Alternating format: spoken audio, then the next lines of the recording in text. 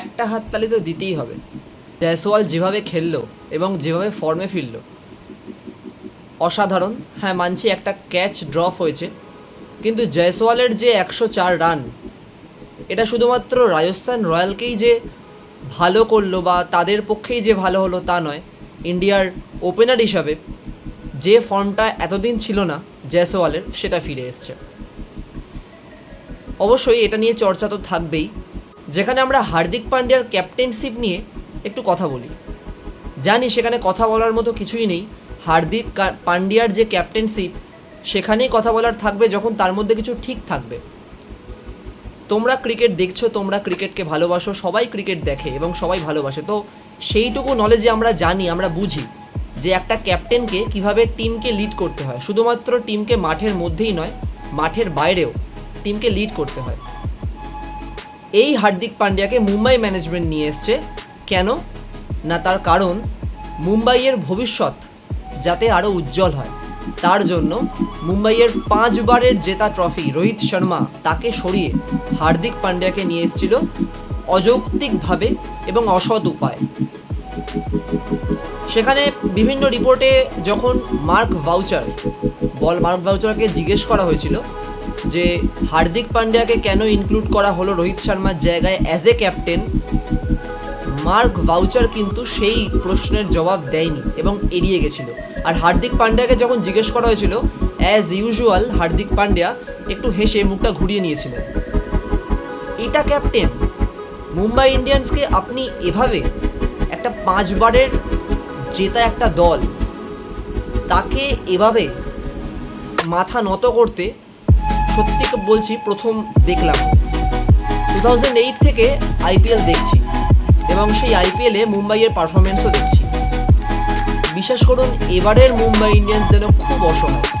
এবারের মুম্বাই ইন্ডিয়ান্স যেন খেলার আগেই হার মেনে নিয়েছে, এবং তার জন্য আমি অবশ্যই হার্দিক পান্ডিয়াকে দোষ দিই। এবার আপনি বলবেন যে কেন হার্দিক পান্ডিয়াকে কেন দোষ দেওয়া হচ্ছে, যেখানে টিমের পারফরমেন্স ভালো নয়, তো হার্দিক পান্ডিয়া একা কী করবে?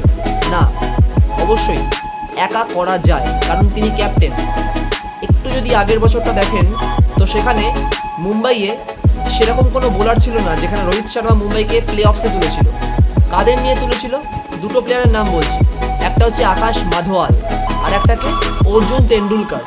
এই দুটো বোলিং লাইন আপে ছিল, পীযূষ চাওলা ছিল অবশ্যই, কিন্তু এরা ছিল একদম ইয়ং ট্যালেন্ট। আর এই যে নেহাল ওয়াধেরা, তিলক ভার্মা, এদেরকে কিন্তু রোহিত শর্মা তুলেছিল। আপনি যদি একটু দেখে নেন, তো এদেরকে রোহিত শর্মা তুলেছিল। তো এরকম অনেক ইয়ং ট্যালেন্ট ছিল। রমনদীপ বলে একটা প্লেয়ার ছিল, যে এবছর মুম্বাই ইন্ডিয়ান্সে চমক দিয়েছিল। তাকে একটা ম্যাচ খেলানো হয়েছে, একটা কি দুটো ম্যাচ, সে কিন্তু ভালো পারফর্ম করেছে, কিন্তু তাকে চান্স দেওয়া হয়নি। নেহাল ওয়াধেরা আজকে যে ইনিংসটা খেললো, অসাধারণ ইনিংস, কিন্তু তাকে এতদিন মুম্বাই ইন্ডিয়ান্সে দেখা যায়নি। আজকের মানে এবছরের যে মুম্বাই ইন্ডিয়ান্স, সেখানে বোলিং লাইন আপে একটু বলে দিই কে কে আছে। জসপ্রীত বুমরা আপনার কাছে ইন্ডিয়ার এবং ওয়ার্ল্ডের সর্বশ্রেষ্ঠ বোলার আছে। কোয়েটজি সাউথ আফ্রিকার সব থেকে জোরে বোলার এখন, এবং যে ওয়ার্ল্ড কাপে বিভৎস পরিমাণ ভালো রেজাল্ট করেছে, সে আপনার কাছে আছে। Piyush Chawla as a leg spinner, আগের বছর যে মুম্বাই ইন্ডিয়ান্সের দারুণ পারফরমেন্স করেছে, সেও আপনার কাছে আছে। এরপরে কে কে আছে? এরপরে আপনার কাছে ওপেনার হিসাবে আছে রোহিত শর্মা, তার সাথে আছে ঈশান কিষান। তারপরে কে নামছে? তারপরে নামছে সূর্যকুমার যাদব। এই সূর্যকুমার যাদব কে আছে? টি20-র নাম্বার 1 ব্যাটসম্যান। তাহলে আপনার কাছে নাম্বার 1 ব্যাটসম্যান আছে, নাম্বার 1 বোলার আছে। ফিনিশার হিসাবে আপনি নিজে আছেন, মানে হার্দিক পান্ডিয়ার কথা বলছি। তাছাড়া টিম ডেভিড আছে, শেফার্ড আছে, নবীর মতো প্লেয়ার আছে। এত একটা হেভিওয়েট টিম, সেই টিম চালাতে পারছে না হার্দিক পান্ডিয়া, সমানে ব্যর্থ হচ্ছে। বিভিন্ন কারণ আছে, অনেক অনেক কারণ আছে। যদি আপনি আজকের ম্যাচটাই বলেন, তো আমি আজকের ম্যাচটাই কিছু কিছু পয়েন্ট তুলে ধরছি। সেই পয়েন্টটা হচ্ছে নাম্বার 1 পয়েন্ট, হার্দিক পান্ডিয়া গুজরাটের হয়ে নাম্বার 3-তে ব্যাট করতে আসতো। এবং গুজরাটের হয়ে শুধুমাত্র যে নাম্বার 3-তে ব্যাট করতে আসতো এটা নয়, যখন যেখানে খেলা ধরতে হতো সেখানে তিনি খেলা ধরতেন, যখন ফিনিশ করতে হতো তখন ফিনিশ করতেন। এবং আমরা হার্দিক পান্ডিয়াকে এভাবেই চিনি। মুম্বাইতে যখন মুম্বাই ইন্ডিয়ান্সের আজকে 3 উইকেট 4 উইকেট পড়ে যাচ্ছে, তখন হার্দিক পান্ডিয়ার দেখা নেই। হার্দিক পান্ডিয়া কেন দেখা নেই? হার্দিক পান্ডিয়া ওয়েট করছে ফিনিশ কখন হবে, তখন তিনি নামবে এবং তখন তিনি বিভৎস পরিমাণ ফিনিশ করে দেবেন। খুব ভাগ্য ভালো আজকে নেহাল ওয়াধেরা একটা দারুণ ইনিংস খেলে দিয়েছে। সূর্যকুমার যাদব তো আউট হয়ে গেছিলো এবং তারপরে তিলক ভার্মা, এই দুজন মিলে মানে তিলক ভার্মা এবং নেহাল ওয়াধেরা মিলে একটা 50 রানের একটা দারুণ পার্টনারশিপ এবং সুন্দর ইনিংস। তার জন্যই মুম্বাই আজকে 179 রানটা করতে পেরেছে, তা না হলে আবার পাওয়ার প্লেতে ধেরিয়ে গেছিলো মুম্বাই। টিমের যখন খারাপ অবস্থা, একটা টিম যখন, আপনার টিম যখন ঢুকছে, তখন ক্যাপ্টেন কোথায়? ক্যাপ্টেন নেই, ক্যাপ্টেন সিনেই নেই। ক্যাপ্টেন ওয়েট করছে কখন ফিনিশ হবে। একটু আগের ম্যাচ দেখে নিই, SRH ম্যাচ হায়দ্রাবাদের সাথে। হায়দ্রাবাদ যখন বিভৎস পরিমাণ মারলো মুম্বাইকে, কোনো বোলারকে ছাড়ছে না। জসপ্রীত বুমরাকে 8 ওভারে বল করানো হয়েছিল। কে করিয়েছিলেন? এই ক্যাপ্টেন হার্দিক পান্ডিয়া। কেন করিয়েছিলেন? তিনি ওয়েট করছিলেন হার্দিক পান্ডিয়াকে লাস্টের দিকে নিয়ে যাবে যাতে রানটা মেক আপ করা যায়। আরে এনাকে কেউ বলুন যে তার আগে রান বেরিয়ে গেছে। আপনি নাম্বার 1 বোলারকে বল করাচ্ছেন 8 ওভারে গিয়ে। আচ্ছা, আজকের ম্যাচটা আসি আবারও। জয়সওয়াল বিভৎস পরিমাণ ইনিংস খেলছে, বিভৎস পরিমাণ খেললো।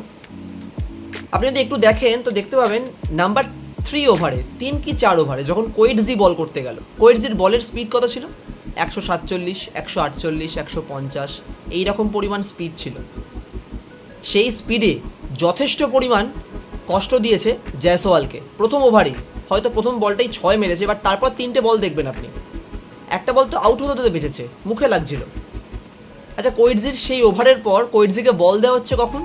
ঠিক 15 থেকে 16 ওভারে, যখন টিমের রান মাত্র আর 20 রান বাকি, সামথিং 30-31 বলে, তখন কোয়েটজিকে ডাকা হচ্ছে। হার্দিক পান্ডিয়া তখন ডাকছেন, আসো একটু বল করে যাও, তোমাকে ভুলে গেছিলাম বল দিতে।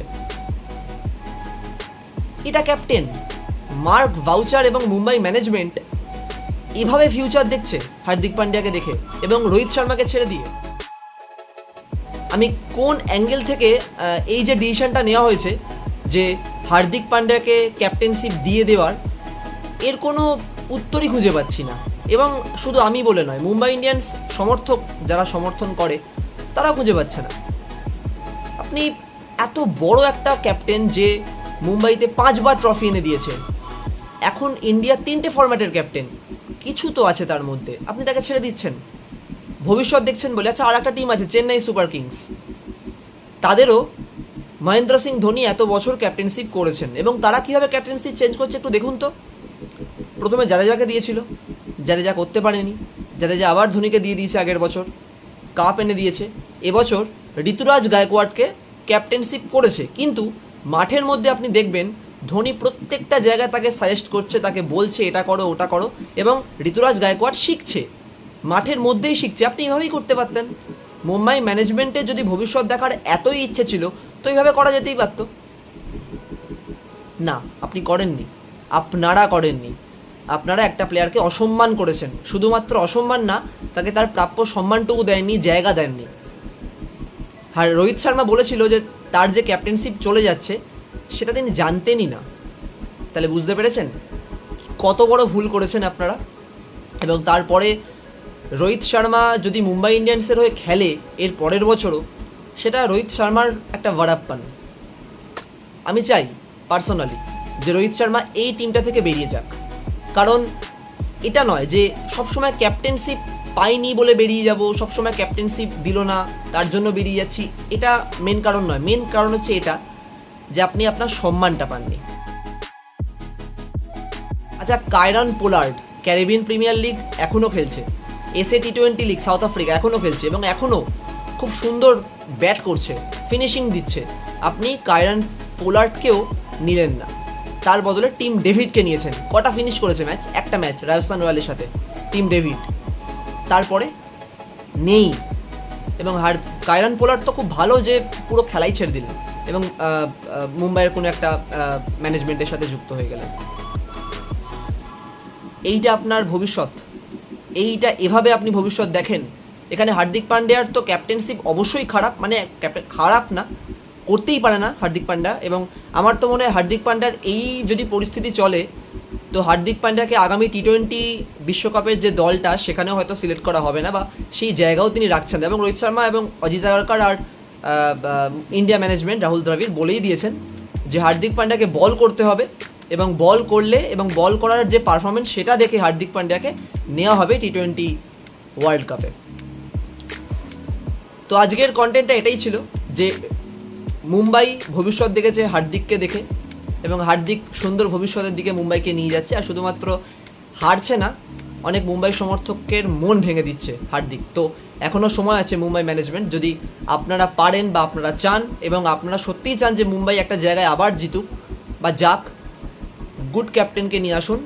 বলছি না রোহিত শর্মাকে নিয়ে আসুন, বাট গুড ক্যাপ্টেনকে নিয়ে আসুন, যেখানে আপনার ক্যাপ্টেন হাসছে, টিম হেরে যাচ্ছে হাসছে, এইসব করছে, যেখানে আপনার ক্যাপ্টেনের কোনো ইনভলভমেন্ট নেই খেলার মধ্যে, যেখানে অর্ধেক প্লেয়াররা রোহিত শর্মাকে, আকাশ মাধওয়াল আগের বার আপনি যদি দেখেন আগের ম্যাচটায় আকাশ মাধওয়াল লাস্ট ওভারে রোহিত শর্মার কাছে গেছে, গিয়ে জিজ্ঞেস করছে কী করতে হবে না করতে হবে, ক্যাপ্টেনকে পাত্তাই দিচ্ছে না, ক্যাপ্টেনের গুরুত্বই দিচ্ছে না। এরকম ক্যাপ্টেন রেখে লাভ নেই। তো গুড ক্যাপ্টেনকে নিয়ে আসুন, যে ক্যাপ্টেন টিমের মধ্যে টিমের বাইরে সব জায়গায় নিজের সবটুকু দিতে পারবে এবং টিমের মধ্যে সেই ভারসাম্য বজায় রাখতে পারবে, যদি আপনারা চান মুম্বাই আবার সেই জায়গায় যাক। আজকের কন্টেন্টটা এটুখানিই ছিল। আইপিএল নিশ্চয়ই ভালো লাগছে, এরপরে আরও কন্টেন্ট নিয়ে আমি আসছি। তাছাড়াও কমেন্টে অনেকগুলো কন্টেন্ট এসছে বলার জন্য, অবশ্যই আমরা সেটাও কভার করব। আজকের মতো এইটুকু। ভালো লাগলে অবশ্যই পাশে থাকবেন, লাইক করবেন, কমেন্ট দেবেন, আর হ্যাঁ আমার ভুল ত্রুটিগুলো অবশ্যই বলবেন। Thank you.